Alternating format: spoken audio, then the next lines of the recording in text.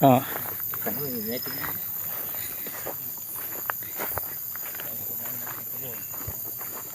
Situ je anak bukit tak? Oh ya. Oh kat rumah ah.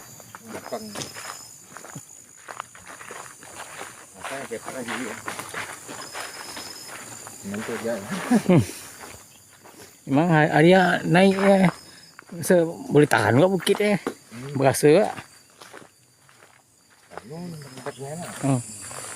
Ya tamat dah. Nak pergi bercuti dengan anak bini dengan Mbak Gerek kita orang boleh. Situ. Boleh ni. Waktu kongsi buang memang banyak kan. Ini memang banyak cucu cici tetang.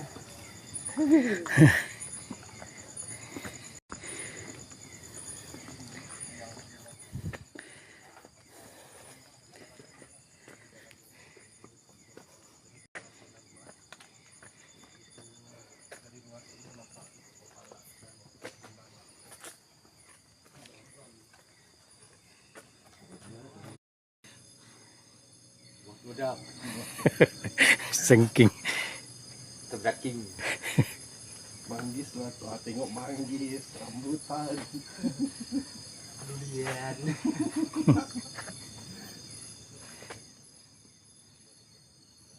musang king ni muda.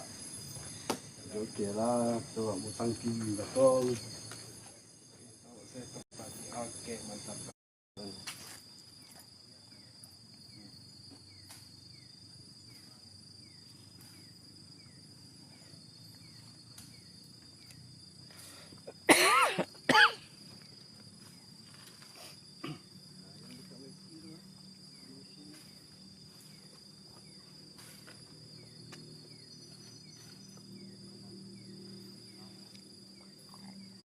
Hasilkan atas permintaan oleh Sultan Iskandar. ya betul. Oleh orang-orang kampung, oleh Abang Rahul yang dekat bawah sana tu. Musang king, Jason King. Dia seding. 300 mata memandang geng, 300 mata memandang. Korang share-share lagi geng, share-share. Ini tempat saya akan bawa ke lokasi yang kata boleh dikatakan stream orang kata apa, tempat yang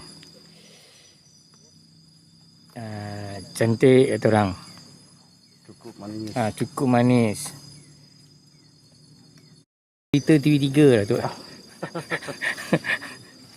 Okey bang.